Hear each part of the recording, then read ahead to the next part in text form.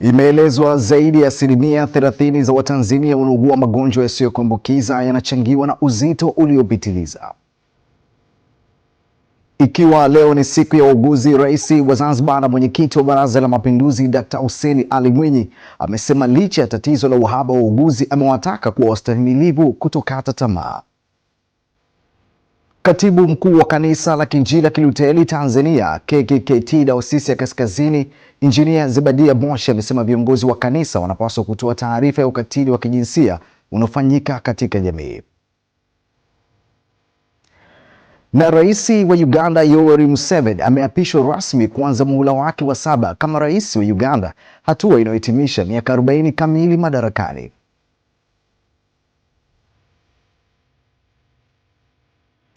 Habari za wakati huu, mtazamaji wa Upendo TV habari. Jina langu ni John Pazia, nitakuletea habari za kitaifa na kimataifa, na hapo baadaye utakujia utabiri wa hali ya hewa kutoka Mamlaka ya Hali ya Hewa Tanzania TMA. Tuanzie hapa jijini Dar es Salaam. Imeelezwa zaidi ya asilimia 30 ya Watanzania wanaougua magonjwa yasiyokuambukiza yanachangiwa na uzito uliopitiliza, ambapo huchangia kwa kasi maradhi kama ya moyo, figo, kisukari pamoja na matatizo ya kisaikolojia. Hayo yameelezwa leo jijini Dar es Salaam na daktari bingwa wa mfumo wa homoni katika hospitali ya Aga Khan, Hanifa Mbithe, wakati akizungumza na waandishi wa habari kwenye uzinduzi wa kliniki ya kisasa ya uzito uliopitiliza iliyofanyika katika hospitali hiyo. Amesema uzito uliopitiliza umekuwa janga katika bara la Afrika na unaendelea kuongezeka kwa kasi kubwa, huku akitoa wito kwa Watanzania kuendelea kujenga utamaduni wa kupima afya zao mara kwa mara na kufanya mazoezi.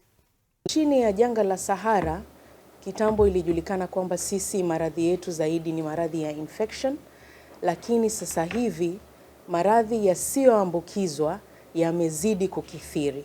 Maradhi haya yanaongozwa na uzito wa kupitiliza, lakini pia uzito huu wa kupitiliza unaleta pamoja maradhi mengine mengi kama vile moyo, figo, kisukari pamoja na maradhi ya kama depression. Hadi saikolojia inaathirika kutokana na uzito wa kupitiliza. Kwa hivyo janga ya shida hii sasa hivi katika bara la Afrika imezidi na inaendelea kuzidi kwa sababu ya mabadiliko ya mfumo wa maisha. Naye daktari wa moyo katika hospitali hiyo Nadim Kasam amesema umebaini uzito kupita kiasi una athari kubwa katika magonjwa mengi ikiwemo magonjwa ya moyo, hususan kwa watu wenye umri wa kuanzia miaka 45 hadi 55. Kwa sasa hivi tumeona kwamba uzito wa kupita kiasi is a big risk factor kwa magonjwa mengi ambayo watu wanakuja nayo. Kwa sasa hivi if you go see, ukienda kuona kwamba obesity is driving rates of hypertension, diabetes na cholesterol, and zina contribute kwenye shida za moyo, haswa wagonjwa wanapata heart attacks suddenly. Heart attacks is a huge problem now, especially in young age between 45 to 55, ambayo is the most productive age of a human, and these are things that we can modify. Ni kitu ambayo tunaweza prevent. Mtaalamu wa lishe wa hospitali ya Aga Khan Luisa Shem pamoja na daktari bingwa wa mfumo wa chakula Daktari Masolwa Ganasai wamesema lengo la kliniki hiyo ni kuwa endelevu katika kusaidia kupunguza uzito na kuweka mpangilio bora wa maisha kwa wananchi. So kwenye hii kliniki ambayo tutakuwa nayo, lengo letu ni kuhakikisha kwamba tunapata consistency au ni kitu ambacho ni endelevu kwenye kupunguza uzito. Kwenye kupunguza uzito au kuwa na uzito na ustahili, sio kitu ambacho tunatakiwa tukifanye ndani ya miezi mitatu alafu tunarudi kwenye uzito ambao unatakiwa then tuna stop. Hichi ni kitu ambacho kinatakiwa kiwepo throughout your lifetime.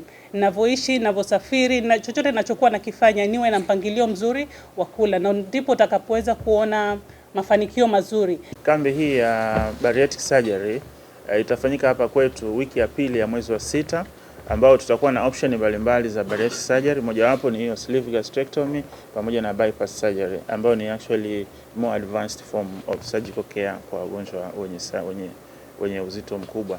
Lakini pia kuna options za dawa ambazo pia kwa baadhi ya wagonjwa ambao pengine hawataki kufanya surgery au kwa namna yoyote ile, baada ya kukutana na mshauri wanaweza wakachoose kutumia dawa. Mtazamaji wa Upendo TV Habari, tunasonga mbele na sasa tuelekee visiwani Zanzibar.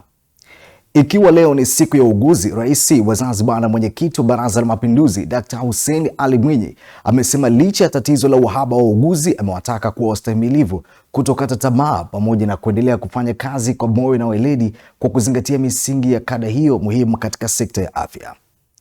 Rais Dr. Mwinyi amesema hayo katika kongamano la kwanza la kisayansi la wauguzi lililoambatana na maadhimisho hayo mkoa wa Mjini Magharibi, na kuwaomba washirika wa maendeleo kushirikiana na serikali kukabiliana na changamoto za kiafya na kuimarisha rasilimali na nguvu kazi kwa mafunzo na uimarishaji wa miundombinu ya sekta ya afya, ikiwemo ujenzi wa hospitali na upatikanaji wa vifaa. Napenda niwahakikishie kuwa serikali inatambua changamoto wanazokabiliana nazo wauguzi, ikiwemo upungufu wa wauguzi. Hapa kwetu muuguzi mmoja huhudumia wagonjwa wengi zaidi ya kiwango cha kimataifa cha muuguzi mmoja kuhudumia wagonjwa 300. Katika kukabiliana na changamoto ya uhaba wa wauguzi kuanzia ngazi ya chini hadi taifa, serikali kama ilivyosemwa awali itatoa kibali cha ajira mpya katika mwaka ujao wa fedha ili kupunguza uhaba wa wauguzi na kada nyingine katika sekta ya afya. Wakati hili likifanyiwa kazi, na wataka wauguzi, licha ya uhaba wa wafanyakazi uliopo sasa, kuendelea kuwa na ustahimilivu na kutokata tamaa katika utekelezaji wa kazi zenu. Akizungumzia suala la mafunzo kwa uuguzi, amesema serikali italifanyia kazi suala hilo ili kuwa na sera nzuri ya mafunzo itakayohakikisha inatoa mafunzo kwa kila kada katika sekta ya afya kwa kuwa na utaratibu bora kwa watendaji wa kujifunza. Kongamano hili la kisayansi ni fursa na jukwaa adhimu la kubadilishana uzoefu, kujifunza mbinu mpya za kitaaluma na kuimarisha tafiti zitakazochangia kuboresha huduma za afya. Tunapoadhimisha siku ya wauguzi duniani, nichukue nafasi hii kuwapongeza wauguzi wote wanaofanya kazi kwa uadilifu. Nimeelezwa hapa leo tutawatunuku vyeti vya heshima wauguzi 15 kutoka katika hospitali mbalimbali Unguja na Pemba. Naomba mfano wao uigwe na watumishi wengine katika kuwahudumia vyema wagonjwa wetu. Katika kuanzishwa kwa kongamano kama hili pamoja na makongamano mengine specifically hili la kisayansi, tunafungua tu kurasa mpya ambapo wauguzi wetu wataweza kufanya tafiti, wataweza kushirikishana katika maarifa, lakini vile vile wataweza kuwasilisha bunifu zao na kutoa suluhisho zinazotokana na mazingira yetu halisi ya Zanzibar, kwa sababu wao muda mrefu sana ndio wanakaa na wale wagonjwa. Matokeo yanayotarajiwa katika kongamano hili ni pamoja na kuongezeka kwa uelewa kuhusu mchango wa wauguzi katika maendeleo ya afya, kuibuka kwa mapendekezo ya kuboresha mazingira ya kazi na ustawi wa wauguzi, kuimarika kwa ushirikiano kati ya serikali na wadau wa sekta ya afya, kuhamasika kwa jamii na vijana kuthamini taaluma ya uuguzi, kuibua hamasa kwa wauguzi kufanya tafiti mbalimbali ili kuisaidia serikali yetu kutatua changamoto za kiafya zinazotukabili, pamoja na kuimarika kwa sera na mikakati ya kuwezesha wauguzi Zanzibar.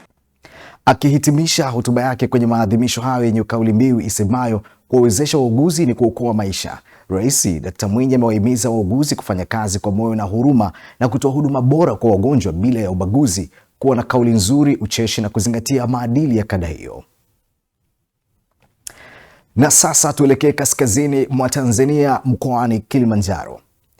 Katibu mkuu wa Kanisa la Kiinjili ya Kilutheri Tanzania KKKT Dayosisi ya Kaskazini, Injinia Zebadia Moshi amesema viongozi wa kanisa wanapaswa kutoa taarifa ya ukatili wa kijinsia unaofanyika katika jamii ili kusaidia kudhibiti matendo hayo maovu yanayoathiri maisha ya wengi. Rehema Abraham ana taarifa kamili. Amesema hayo wakati alipokuwa akifungua semina ya viongozi wa dini mbalimbali, kamati za PETS, wasaidizi wa kisheria kutoka mikoa ya Arusha, Kilimanjaro na Manyara iliyofanyika mkoani Kilimanjaro. Amesema kuwa ukatili wa kijinsia umekuwa ni jambo ambalo limeanza kuzoeleka katika jamii, pamoja na kwamba viongozi wa dini wamekuwa wakikemea, lakini bado matukio hayo ya kikatili yanaendelea kutokea mara kwa mara. Jambo ambalo pia naona linakuwa tatizo ni utoaji wa taarifa. Matukio haya yanatokea sana, yanatokea hata maofisini kwetu, lakini ule utoaji wa taarifa haupo kwa sababu mbalimbali. Kuna wanaogopa kutoa taarifa, wataadhibiwa. Pengine mambo yanafanywa na wakubwa, viongozi, lakini unakuwa ni vigumu sana aliyefanyiwa kutoa taarifa. Kwa hiyo watu wanakaa nayo moyoni na yanawaharibu vichwa pia, kwa sababu hayaleti amani katika fikra za watu. Kwa hiyo ni kitu very complicated. The way I see it, it is very complicated. Sisi kama viongozi tunayazungumza, lakini yako ndani mwetu. Sisi viongozi wa dini tunayazungumza na kukanya, lakini tumezungushiwa pia wavu kwenye jambo hili. Afisa programu mkuu wa miradi ya ukatili wa kijinsia GBV kutoka NCA, Zaria Mwenge, amesema lengo la mafunzo hayo ni kutoa elimu ya uelewa juu ya masuala ya ukatili wa kijinsia, hasa kwa viongozi wa dini ambao jamii na watazama, huku katibu wa idara ya miradi KKT Dayosisi ya Kaskazini Mchungaji Andrew Munisi akisema kuwa semina hiyo ya kuwajengea uwezo viongozi hao juu ya mbinu ya kuweza kukabiliana na tatizo hilo la unyanyasaji wa kijinsia ambao umekuwa ukiongezeka kila siku. Tunajua tuna sheria za nchi, lakini tuna sheria kutoka kwa Mwenyezi Mungu, si ndivyo? Kwa hiyo tunapoangalia ukatili wa kijinsia, tunaangalia Mungu anazungumza nini katika masuala ya ukatili wa kijinsia.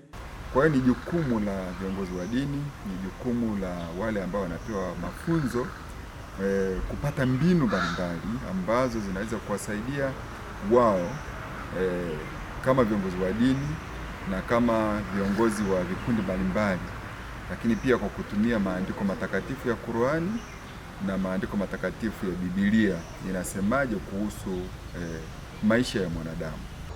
Awali mkufunzi katika mafunzo hayo Lucas Omar Haule amesema kuwa wanaume wanapaswa kuwalinda wanawake na watoto, kwani hiyo italeta afya ya mwili, maendeleo na kupelekea kupunguza vitendo vya ukatili wa kijinsia, huku washiriki wa mafunzo hayo wakisema kuwa mafunzo hayo yamewajengea uwezo. Waziri wa Nchi Ofisi ya Waziri Mkuu TAMISEMI Profesa Riziki Shemdoe ameitaka jamii kubadili mtazamo kuhusu taka na kuona ni rasilimali inayoweza kuwawezesha kiuchumi na kuchangia maendeleo yao. Profesa Shemdoe ameyasema hayo jijini Dodoma wakati akifungua mkutano wa mwaka wa tathmini ya utekelezaji wa afua ya udhibiti taka ngumu na usafi wa miji. Swala la kuhakikisha matumizi ya taka baada ya kuzalishwa, tunayoita waste reuse, urejelezaji na utupaji salama wa taka ni jambo la msingi na ni la lazima kwa halmashauri zetu kufikia malengo ya maendeleo endelevu. Ndugu zangu, hapa nchini kwa sasa ni halmashauri 43 tu ndio zenye maeneo ya utupaji taka yaliyothibitishwa. Kwingine kote tunatupa tu hizi taka. Leo hii mko hapa kutoka halmashauri zote 184. Nenda kama kwako kule ulikotoka hakuna sehemu maalum ya kutupia taka, nenda ukawe champion, ili siku moja utakapokuwa umeondoka kwenye ile halmashauri, utakapokuwa umestaafu kwenye ile halmashauri, unyooshe kidole useme lile dampo mnaloliona pale ambalo limethibitishwa ni kazi yangu mimi niliye kuwepo pale. Mkuu wa mkoa wa Dodoma Rosemary Senyamule amesema mkoa huo umeongeza bajeti ya usafi wa mazingira kutoka shilingi milioni 750 hadi shilingi bilioni 3 kwa mwaka wa fedha 2026/27 ambazo zitatumia vifaa vya usafi kuimarisha ukusanyaji wa taka na kutoa elimu kwa wananchi kuhusu utunzaji wa mazingira. Mheshimiwa Waziri, jiji la Dodoma baada ya ongezeko la watu, baada ya kuwa makao makuu, pia kumeongeza uzalishaji wa taka ngumu kwa mkoa. Jiji la Dodoma linazalisha tani 453 kwa siku, na kati ya tani hizo 453, tani 244 zinapelekwa dampo na tani zinazobaki zinachakatwa kwa staili mbalimbali, ikiwemo nimesikia hapa mtu anasema nishati safi toka ofisi ya makamu wa rais, lakini ikiwemo kurudisha chupa zile za plastiki kwenda kuchakata na kuzitumia upya na mazingira mengine. Na sasa kwa hapa tunavyo viwanda vidogo 11 ambavyo vinatumika kuchakata taka ngumu. Naye mkurugenzi msaidizi sehemu ya mabadiliko ya tabia nchi na tathmini ofisi ya makamu wa rais Dr. Kaninzio Manyika amesema Tanzania inazalisha zaidi ya tani milioni 17 za taka ngumu kwa mwaka huu, huku kati ya 60% na 75% ya taka hizo zikibaki katika mazingira kutokana na kutokusanywa ipasavyo. Huku mkurugenzi wa huduma za afya, ustawi wa jamii na lishe Dr. Rashid Mfaume akielezea lengo na matarajio ya kikao hicho. Kwa mujibu wa sensa ya watu ya mwaka 2022, asilimia 21.42 ya kaya zinazopata huduma ya ukusanyaji wa taka kwa ratiba maalum, huku kaya nyingi zikiendelea kuchanganya taka za kielektroniki na taka nyingine. Swala hili ni hatari kwa afya zetu, ni hatari kwa mazingira. Katika kufanikisha azima hiyo, ofisi ya makamu wa rais imekuwa ikisisitiza mfumo unaitwa zana ya uchumi na jeshi. Tunatarajia mwisho wa mkutano huu wataalam tutakuwa na maazimio yanayotekelezeka lakini pia yanayopimika. Kwa hiyo tutaandaa maazimio na mpango kazi ambao tutaweka utaratibu maalum wa ufuatiliaji. Tutakuwa na logic framework ya ufuatiliaji, na katika halmashauri ambazo zitafanya vizuri tutakuwa na utaratibu wa kuzimotisha, lakini pia na kuzikumbusha na kuzisukuma zile halmashauri na mikoa ambayo itakuwa inasuasua katika ajenda mzima ya management ya taka ngumu. Kwa ujumla, Mheshimiwa Waziri, haya yote yanachangia kwenye kufikia malengo ya kitaifa lakini pia malengo ya kimataifa. Mtazamaji wa Upendo TV habari, tunasonga mbele na sasa tuelekee mkoani Singida. Wananchi wa mkoa wa Singida wameanza kushuhudia matumaini mapya ya upatikanaji wa maji safi na salama kufuatia kuendelea kwa utekelezaji wa miradi ya uchimbaji wa visima inayosimamiwa na serikali kupitia sekta ya maji katika maeneo mbalimbali ya mkoa huo. James Stanley anatujuza zaidi. Kwa miaka kadhaa, baadhi ya maeneo ya mkoa wa Singida yamekuwa yakikabiliwa na changamoto ya upungufu wa maji, hali iliyowalazimu wananchi kutembea umbali mrefu kutafuta huduma hiyo muhimu kwa matumizi ya nyumbani na shughuli nyingine za kijamii na kiuchumi. Hata hivyo, hali hiyo inaanza kuonyesha mabadiliko kufuatia kuendelea kwa miradi ya uchimbaji wa visima vya maji inayotekelezwa na serikali kwa kushirikiana na mamlaka mbalimbali za maji nchini. Wananchi wa Singida akiwemo Fadhila Rajabu, Munira Rajabu pamoja na John Sanyau wamesema mradi hiyo imeanza kupunguza adha ya ukosefu wa maji, huku akieleza matumaini ya kuimarika zaidi kwa huduma hiyo katika maeneo yao. Nashukuru sana kutuletea maji. Tunamshukuru sana Samia Suluhu Hassan kwa kutoa hii huduma. Kwa kweli tunamshukuru sana. Shukuru sana kwa rais wetu Samia Suluhu Hassan kwa kutuletea uchimbaji wa huu mradi wa maji. Na sisi pia tunashukuru sana kina mama, maji tunateseka sana. Naona sasa hivi huu mradi bila shaka naona utatusaidia sana sisi wakina mama. Maji ni shida sana. Serikali kuleta mtambo tapata maji. Kwa upande wake, kaimu mkurugenzi wa mamlaka ya maji safi na usafi wa mazingira Singida SUWASA, Hosea Magimbi, amesema utekelezaji mradi ya uchimbaji wa visima vya maji unaendelea katika maeneo mbalimbali kwa lengo la kuongeza upatikanaji wa maji safi na salama kwa wananchi wa mkoa wa Singida. Zoezi la uchimbaji wa visima linaendelea katika manispaa ya Singida katika maeneo ya Mwankoko na Mtamaa. Hii ni katika kukabiliana na upungufu wa maji uliopo katika manispaa ya Singida. Zoezi linaenda vizuri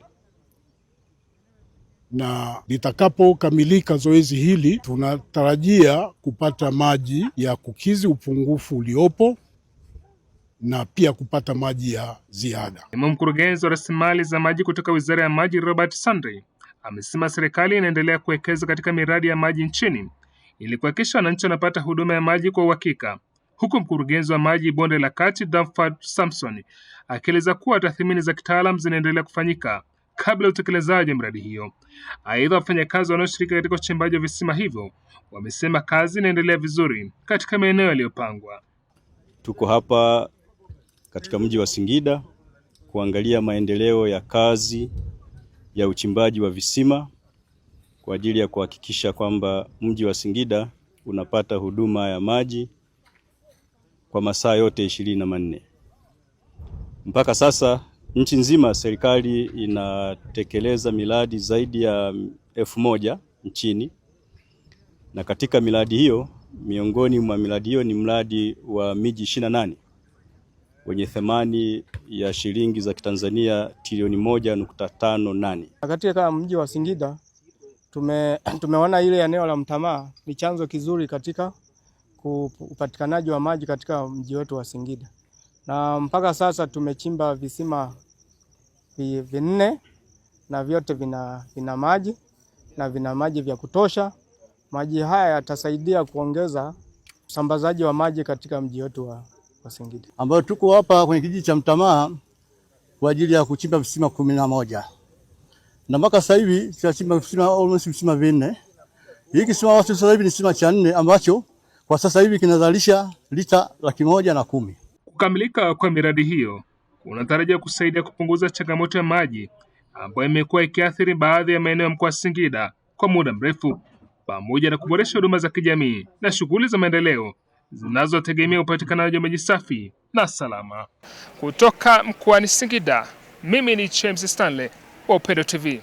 Tukisalia kanda ya kati, wabunge wameitaka serikali kuwapa kipaumbele cha ajira vijana wanaojitolea pindi ajira zinapotangazwa badala ya kuwaacha, jambo linalowakatisha tamaa licha ya mchango wao mkubwa hususan katika huduma za afya. Mwanahabari wetu Portland Nelson anasimulia zaidi. Wamesema hayo wakati wakiendelea kuchangia makadirio ya mpango wa bajeti wa Wizara ya Afya fungu 52 kwa mwaka wa fedha 2026-2027, ambapo mbunge wa Morogoro vijijini Hamisi Taletale pia ameiomba serikali kuongeza vitanda katika hospitali mbalimbali nchini ili kupunguza msongamano wa wagonjwa. Jua magari ya wagonjwa yako mawili ambulance. Una ushahidi juzi wakati nahangaika na mwenzetu mmoja wa muziki, gari ziko 2, wagonjwa wako 2 pale. Haiwezekani. Tuangalie nini kifanyiki. Na kupongeza huko nyuma mimi wewe ushakunigia paka gari la ambulance. Na basi nenda kaongeze ambulance Muhimbili. Hili kwetu linawezekana, Mheshimiwa Mchengero. Mbunge wa viti maalumu mkoa wa Lindi Zena Maulidi Katamba amesema licha ya sera ya kutaka kila kata kuwa na kituo cha afya, hali hiyo bado haijafikiwa mkoani Lindi, kwani kata ya vijiji 129 vya mkoa huo zahanati zilizopo ni 49 pekee, huku katika kata 36 vituo vya afya vilivyopo ni 2 tu na vingine 2 vikiwa vinaendelea kujengwa. Mheshimiwa Mwenyekiti, katika suala la miundombinu ya huduma za afya nilikuwa na ushauri kidogo. Mheshimiwa Mwenyekiti, naishauri serikali ibadilishe sera yake ya majengo hasa ya vituo vya afya. Mheshimiwa Mwenyekiti, zile leba ambazo wakina mama tunazitumia tukiwa katika kipindi cha kujifungua zipo kama mahall, yani kwamba ni ukumbi, kila mtu anaingia, ni vitanda tu vimepangwa, tunakosa staa wakati tukiwa tunajifungua. Kwa hiyo Mheshimiwa Mwenyekiti, swala la kuboresha ile miundombinu ni swala rahisi, halihitaji gharama kubwa. Kwa kupitia wizara yako Mheshimiwa Mwenyekiti, mnaweza mkaelekeza kwa kushirikiana na TAMISEMI angalau vile vituo ambavyo tayari vipo, mkaenda kuboresha ile miundombinu ili ituwezeshe katika kile kipindi cha kujifungua tujifungue kwa staa. Mheshimiwa Mwenyekiti. Awali naibu waziri wa afya Dr. Florence Samizi amesema serikali kupitia Wizara ya Afya imeendelea kusimamia utekelezaji wa ujenzi wa hospitali ya rufaa ya mkoa wa Lindi unaotekelezwa kwa awamu, ikiwa ni sehemu ya juhudi za kuboresha huduma za afya kwa wananchi wa mkoa wa Lindi na maeneo jirani. Ujenzi katika hospitali ya rufaa ya mkoa wa Lindi unatekelezwa kwa awamu. Awamu ya kwanza na ya pili imekamilika kwa gharama ya bilioni 4, ambapo sakafu ya kwanza imekamilika na inatoa huduma. Aidha, wizara imeingia mkataba kwa ajili ya ukamilishaji wa awamu ya 3, ambapo mkandarasi ameanza kazi mwezi Novemba 2025 kwa mkataba wa miezi 12 na unatarajiwa kukamilika ifikapo mwezi Desemba 2026. Mpaka sasa mkandarasi ameshalipwa kiasi alichoomba, jumla ya shilingi milioni 812, ambapo hati ya malipo ya awali kwa maana ya advance payment. Aidha, serikali itaendelea kusimamia ujenzi huo ili kuhakikisha unakamilika kama ilivyopangwa. Serikali kupitia halmashauri ya jiji la Dar es Salaam kwa kushirikiana na wakala barabara za vijijini na mijini TARURA imeanza utekelezaji wa ukarabati wa barabara ya Tabata Bima kuelekea Kimanga yenye urefu wa mita 650 iliyopo wilaya Ilala, ambayo ni kiungo muhimu kwa wakazi wa Tabata.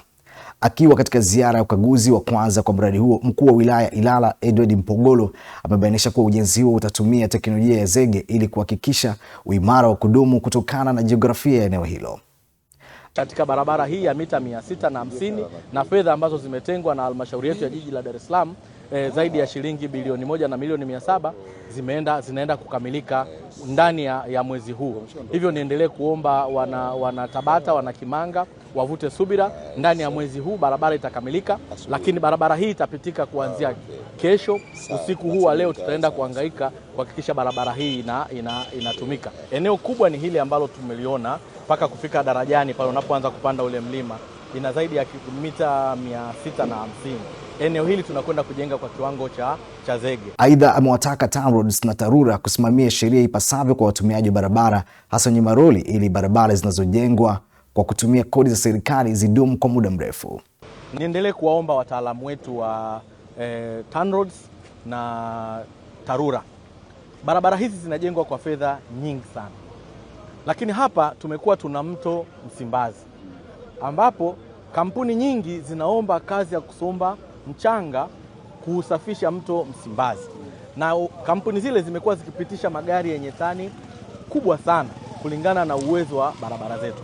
Niwaombe au niwatake ndugu zangu wa TANROADS na TARURA kuhakikisha kusimamia sheria vizuri ili kuwaruhusu hawa. Unakuta gari na tani zaidi ya tani 45 na tani 50 inapita kwenye barabara yenye kiwango cha tani 30. Obviously utakuja kuiua hii barabara. Mheshimiwa Rais anatoa fedha nyingi sana kwa ajili ya ukarabati wa hizi. Hivyo tutumie magari ambayo yanakidhi viwango kusafirishia huo mchanga, badala ya kuchukua malori makubwa ambayo yana tani kubwa yakapita barabarani yakatengeneza matuta yakaharibu. Wito wangu kwa wasimamizi, maana yake TARURA ambao ndio wana jukumu la kusimamia uhifadhi wa barabara, na TANROADS, tutumie wajibu wetu, tusimamie wajibu wetu badala kuangalia macho ya watu. Niko hapa kwa ajili ya kupokea maelekezo ya Mheshimiwa DC na kuanzia leo tutafanya kazi. Mkurugenzi wa halmashauri ya jiji la Dar es Salaam Eri Huruma Mabeli amethibitisha kuwa halmashauri imeshajipanga vyema kifedha kuhakikisha mkandarasi akumbani na vikwazo vya bajeti ili mradi ukamilike kwa wakati.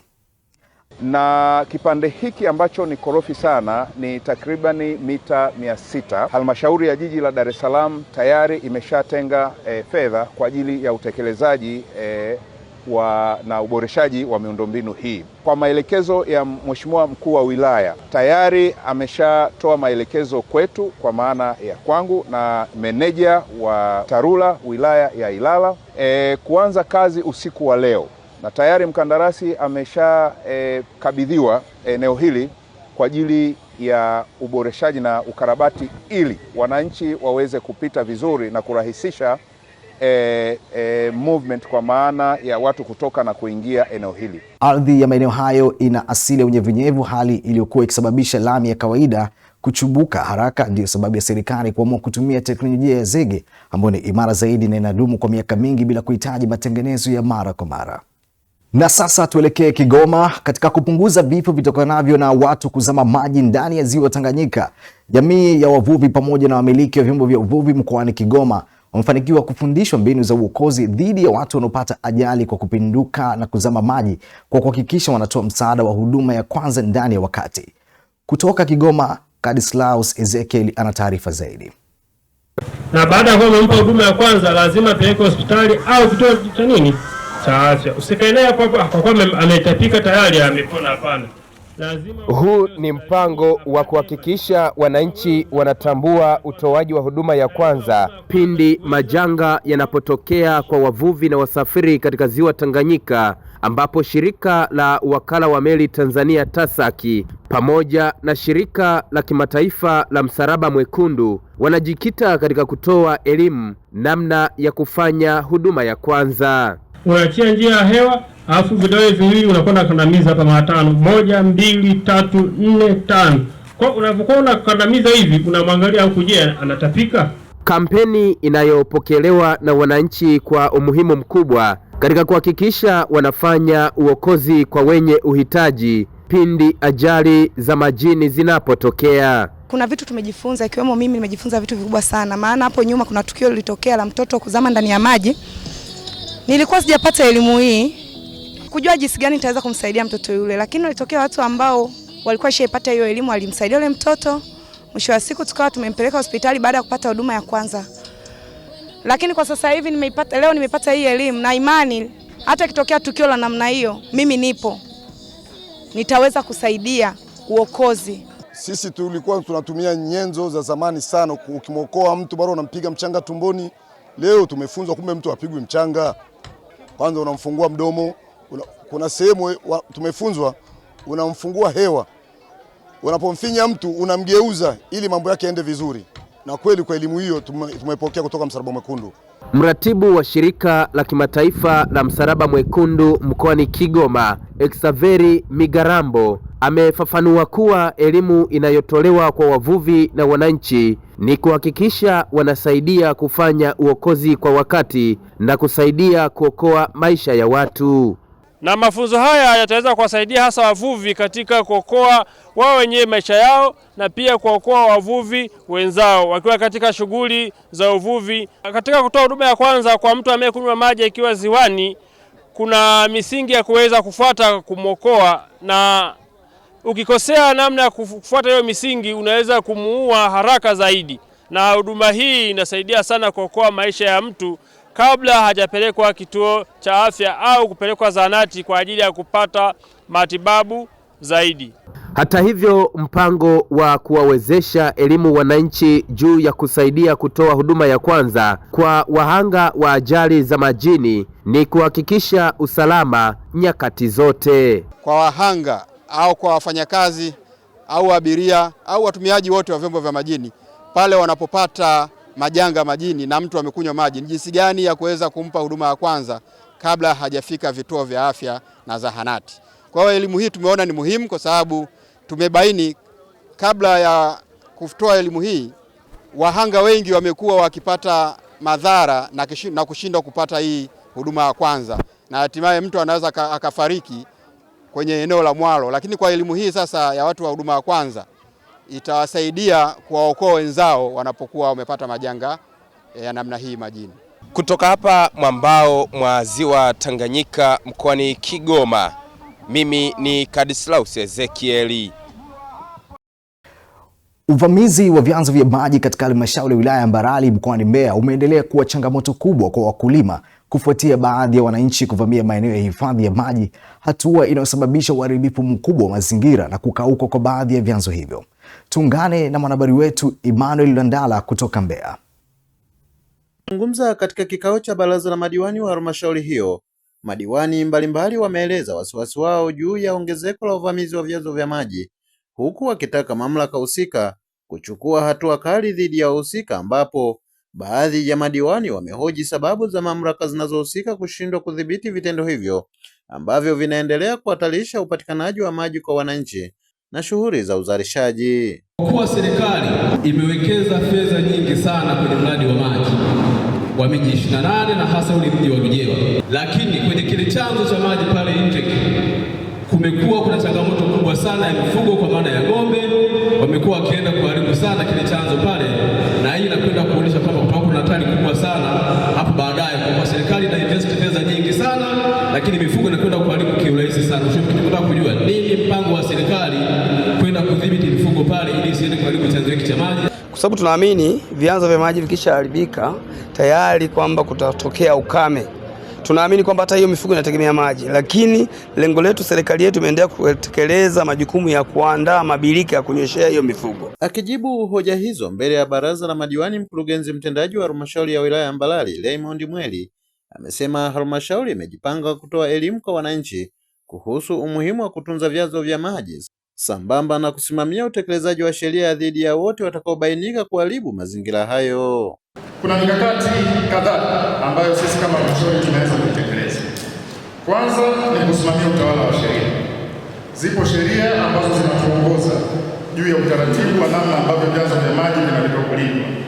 Tumeamua kwa dhati kusimamia sheria hizo, na kwa sasa kwa yeyote ambaye atathibitika kuleta changamoto au uchafuzi au uharibifu wa vyanzo vya maji, moja kwa moja tutamchukulia hatua za kisheria. Endelea na utaratibu wa kuendelea kutoa elimu na maarifa kwa wananchi, na sehemu ya utekelezaji wa hilo tumeufanya hivi karibuni. Tulikuwa na mkutano wa halmashauri nzima wa wilaya nzima wa wafugaji na tumeondoka na maazimio, lakini tunaamini katika elimu na maarifa pia itasaidia sasa kuwaelimisha wafugaji walio wengi juu umuhimu wa kuhifadhi mazingira na vyanzo vya maji. Katika hatua nyingine, mwenyekiti wa halmashauri ya wilaya Mbalali Twalibu Lubandamo amewataka madiwani kusimamia utoaji wa elimu kwa wazazi kuhusu umuhimu wa wanafunzi kupata chakula shuleni ili kusaidia kuboresha mahudhurio na ufaulu wa wanafunzi. Kubletu sisi twende tukawahamasisha wazazi waone kuchangia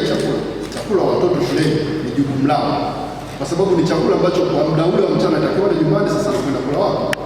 Anakwenda kula shuleni. Nikiripoti kutoka wilayani Mbalali mkoani Mbeya, Emmanuel Lulandala.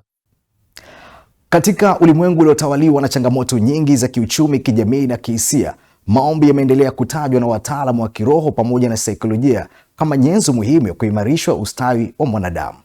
Katika kulitambua hilo, huduma ya Divine Global Ministry imeandaa kongamano na warsha maalum ya maombi kwa siku 3 itakayofanyika katika ukumbi wa hoteli ya Serena jijini Dar es Salaam kuanzia Juni 2. Kongamano hilo linaloongozwa na mtumishi wa Mungu Bahati Mwakalinga kutoka huduma ya Divine Ministries Global inalenga kuwajengea uwezo wa waamini katika mbinu za maombi na kurejesha matumaini. Yesu ni yule yule jana, leo na hata milele, na anatenda kazi. Tumemuona Roho Mtakatifu akifanya makuu ya kushangaza na kutisha, akiponya, akiinua, akifungua watu kwa namna ya tofauti.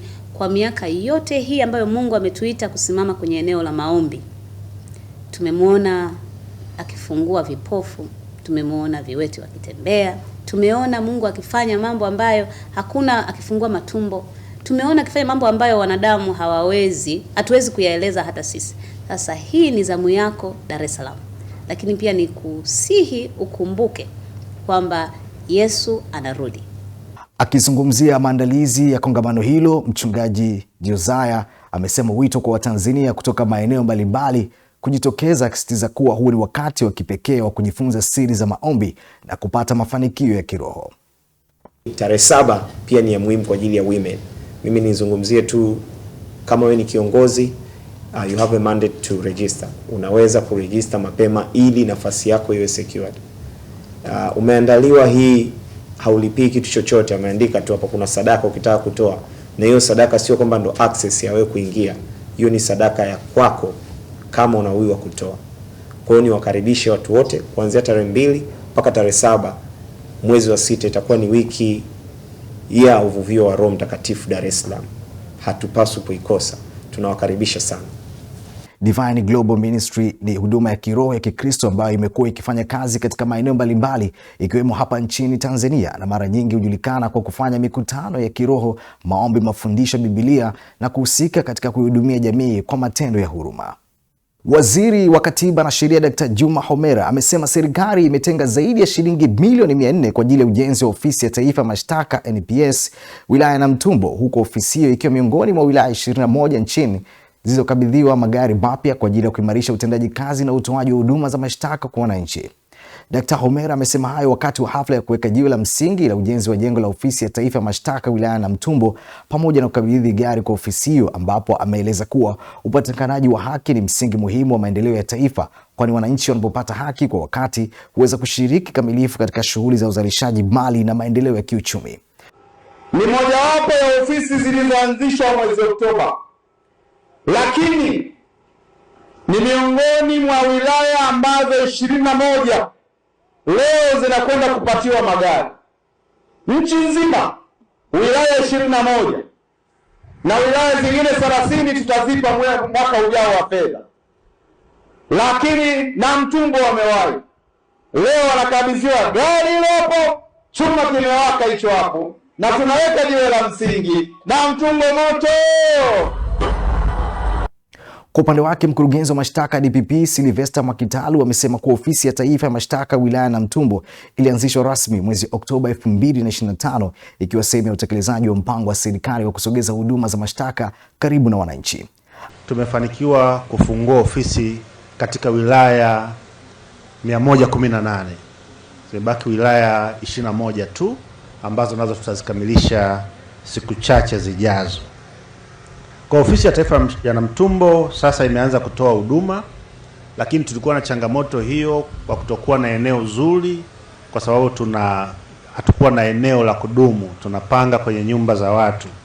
Kwa hiyo kwa kupata ofisi hii, basi tunaahidi tutatoa huduma bora kabisa kwa wananchi wa Namtumbo, na sasa hawatalazimika kusafiri umbali mrefu kwenda kufuata huduma hii, na wataipata mahali hapa.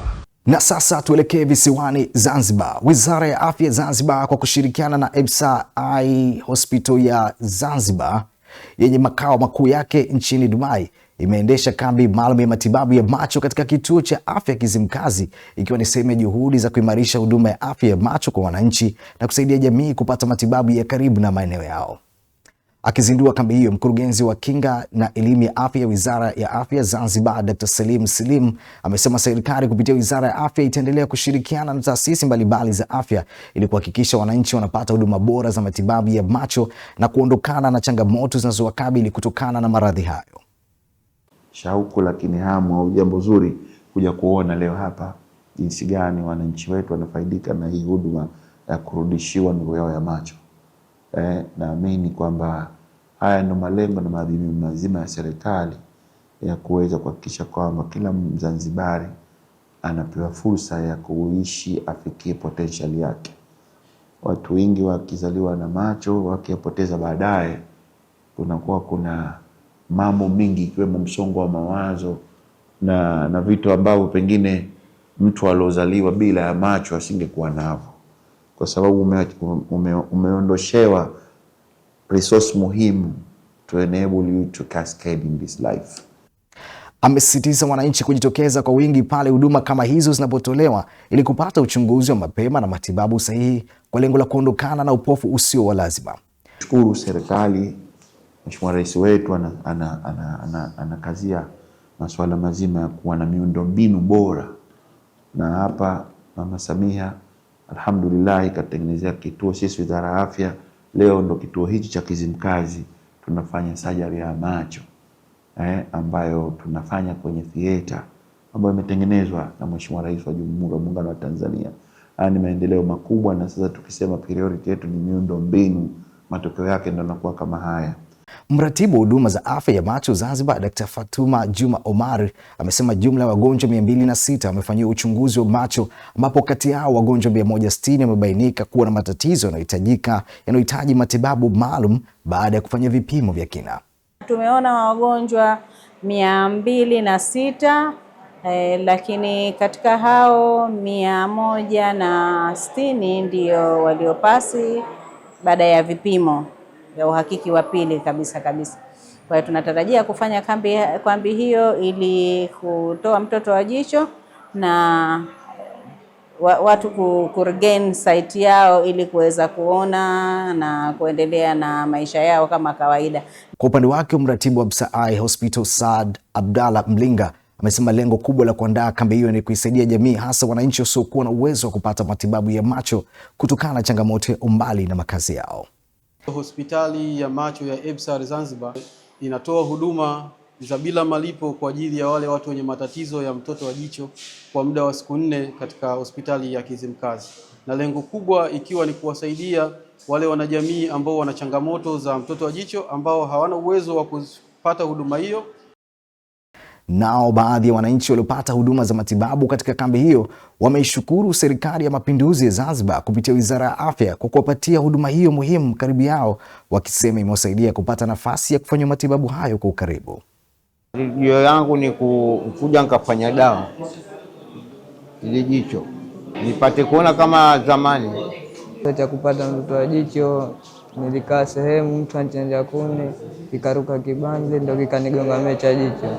Sioni la mtoto.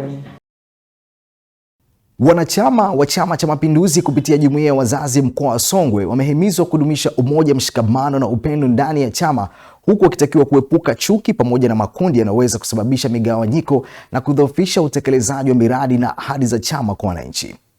Nicholas Ndabila kutoka Songwe ana taarifa zaidi. Tahadhari hiyo imetolewa na mwenyekiti wa Jumuiya ya Wazazi Chama cha Mapinduzi mkoa wa Songwe, ndugu Labison Mwaipula, wakati wa maadhimisho ya wiki ya Jumuiya ya Wazazi kimkoa yaliyofanyika katika halmashauri wilaya ya Ileje, akiwataka wanachama kuwa wamoja na kuepuka kuunda vikundi vinavyoweza kupelekea chuki na migogoro ndani ya chama, hasa kuelekea nyakati za uchaguzi. Umoja ni kitu cha msingi, kushikamana, kuchukuliana. Maugomvi kwenye mambo kwenye mataasisi kama haya mara nyingi yanakuwa yana afya. Tunakuwa tunajipotezea muda kwamba huyu mbaya, huyu sijui hivi. Bwana, hili ni chama, ni dude kubwa sana. Ni chama la wanachama walio wengi. Kila mtu ana mawazo yake. Kwa hiyo tusibizane kwenye mambo kama haya. Sasa tunakwenda mwakani. Yamezungumzwa maneno mengi sana. Lakini kutangaza nia sio dhambi. Kwani dhambi? Sio dhambi, tusichukuliane nongwa. Nongwa tuachane nazo. Haya mambo sio dhambi. Hata ukienda kwenye kanuni zetu za chama, ukienda ile toleo la 2022, sawa? Kanuni zetu za uongozi na maadili za chama na jumuiya zake. Kienda kwenye kile kifungu cha 7 kifungu kidogo. Kiko kwenye ukurasa ule wa 21. Kwenye uongozi wa kwetu sisi, kwenye uongozi wa kanuni za maadili, kutangaza sio dhambi, ila kwenda kufanya kampeni mapema kabla ya muda, hiyo ndio dhambi. Kwa kama unasema jamani, na mimi nitakuwepo nikijali, hiyo sio dhambi, endelea.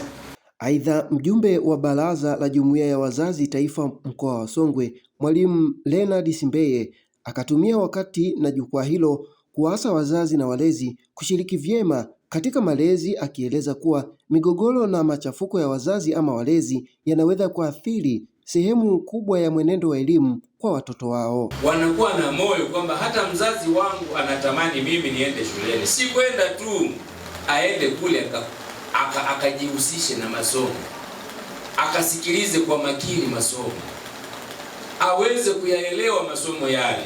Ataelewaje masomo kama nyumbani kuna mtifuano? Wazazi kuwa mfano nyumbani kwenye familia. Habari za kupigana kwanza zimepitwa na wakati, kutukanana, baba na mama kutukanana, wanafukuzana, wanazunguka nyumba. Huyu mtoto shuleni hasomi, anakumbuka jana baba alikuwa anamfukuza mama au mama alikuwa anamfukuza baba nyumbani, hasomi yule. Anamhurumia aliyekuwa anafukuzwa nyumbani jana. Kwa hiyo ni vema tukawahurumia hawa watoto. Onyesheni upendo ninyi kwa ninyi kama wazazi, ili watoto hawa wawe na amani katika kupata masomo yao.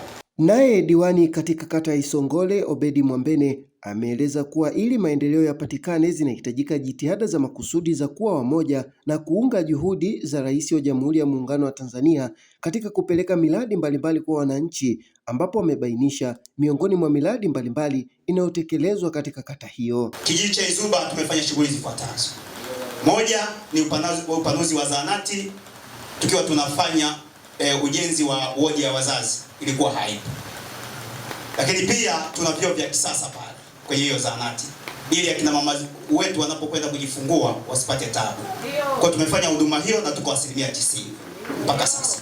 Lakini Izuba pia tulikuwa na mradi wa shule shikizi ambao mpaka sasa ninavyozungumza tumeshauingiza kwenye bajeti ya 2026-2027 kuhakikisha kwamba serikali inamalizia majengo yale. Na jukumu tulilonalo kwa sasa, tumekubaliana kuendelea na ujenzi wa vyoo, ila maboma yameshaingizwa kwenye mfumo sasa.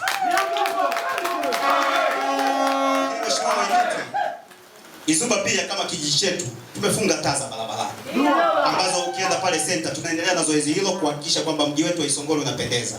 Lakini tumefunga zile taa, kwa mfano pale majaribio pale kwa Kiache, naona wananchi sasa wanafurahia huduma usiku. Kipindi hiki katika kijiji cha Isongole tumeanza na mradi, ikiwemo katika ilani tulikuwa na eneo ambalo tulikuwa tunatakiwa tuupime mji wote wa kata nzima ya Isongole. Lakini tumeanza upimaji wa viwanja pale Mbezu katika kitongoji ambacho tumetoka katika shule ya msingi Mkumbukwa. Mbele kidogo tuna mradi wetu wa halmashauri ambao tumeanza nao pale. Nikiripoti kutoka hapa halmashauri wilaya ya Ileje mkoani Songwe, Nicholas Ndabila, Upendo TV, amani kwa wote. Mtazamaji, tupate mapumziko mafupi, kisha nitakaporejea Port na Nelson atakuletea habari za kimataifa. Mimi ni John Pazia.